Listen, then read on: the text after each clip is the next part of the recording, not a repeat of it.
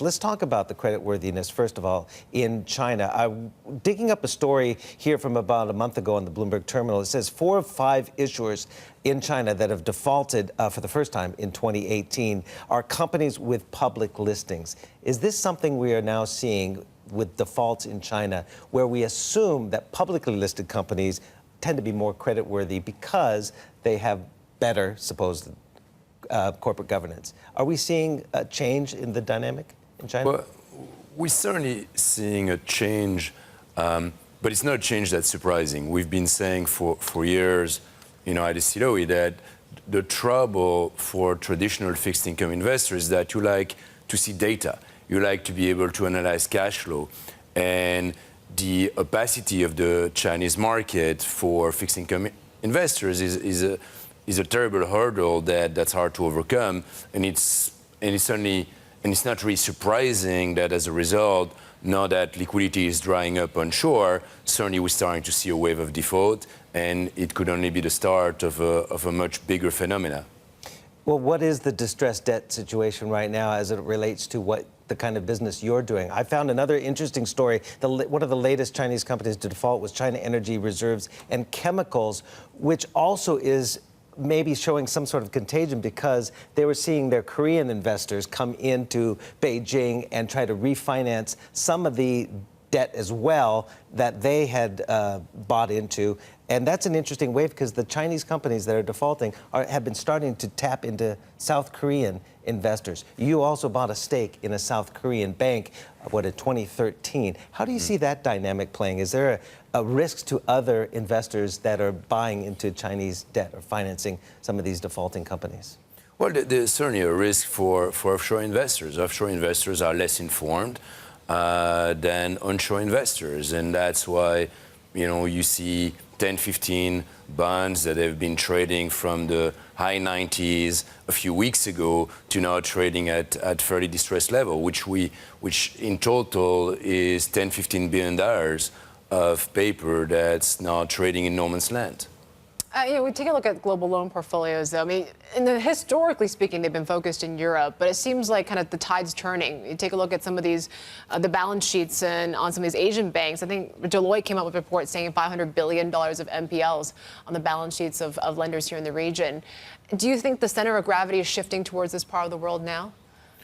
No, I don't think so. I don't think the center of gravity is shifting to this part of the world. I simply think that we are now entering a different phase in the cycle with rates coming up and with liquidity drying up in China. And so problems are coming back to the surface like in other regions. Sure, but could this be a major headwind for emerging market debt in particular, given the fact that you're seeing China with these deteriorating credit conditions, this negative sentiment towards corporate China?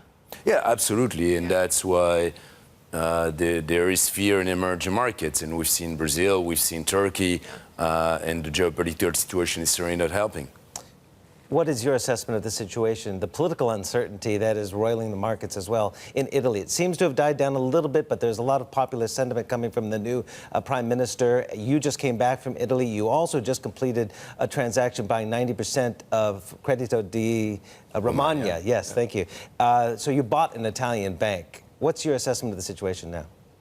Well, our assessment of the situation is that we're certainly going to see a lot of news in the next 12 months. There's a lot of uncertainty politically. There's going to be changes. There's going to be difficult negotiations that are going to take place between the Italians and the European Union. And in the end, as an owner of a Bank of Italy in Italy, we're certainly hoping that Italy is going to remain inside the euro, which has always been our thesis. And we're very happy that we own a bank and that we've built a platform that we can use to expand our business into Europe. But yeah, certainly there's going to be a lot of ups and downs in the next few months. Michelle, this is Ramey here in New York. I'm glad you talked about further access to Europe. I want to bring up this Bloomberg terminal chart, and our viewers can go to GTV Go in the library to check this out. So for NPLs in Europe, Italy 17.1 according to this chart here. Greece much higher, obviously in the high 30s.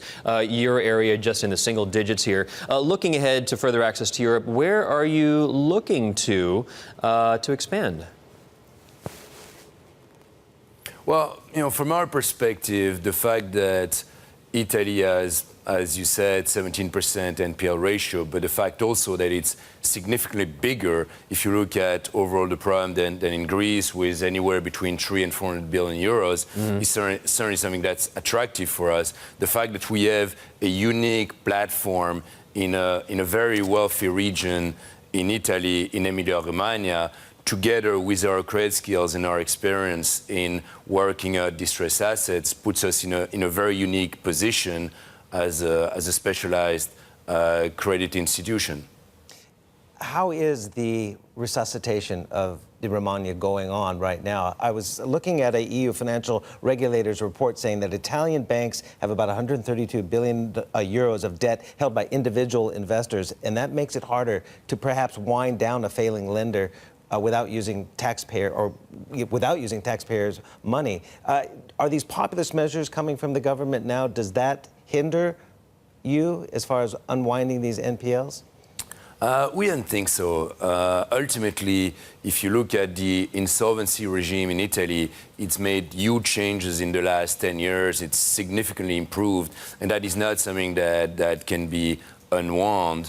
And it's certainly in the interest of the Italian economy to have a system for creditors that works, that operates, which eventually will reduce the level of NPL for banks, which will put the banks in a situation where they can lend money again, which at the moment they can't. They can't lend money to mid-caps, which is really the opportunity for us. We talked about NPL a little bit, but really what we find really exciting about the bank we acquired is that they're in a region that is economically sound, with a lot of medium enterprises that are growing, that have great businesses, but that can borrow. And we want to be challenging that and being in a position where we can lend to those quality corporates while others are still licking their wounds. Do you see parallels what you want to do in Italy with what you've done as well in South Korea, in that stake that you've taken there, at a time when South Korean banks were having their distressed issues? Yeah, absolutely. Obviously, Korea and Italy are very different places, very different markets.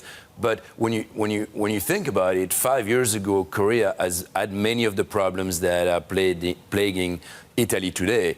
You had a very fragmented banking market. You had a lot of banks that were really too small to exist and to be profitable. And generally, we create processes across the banking system.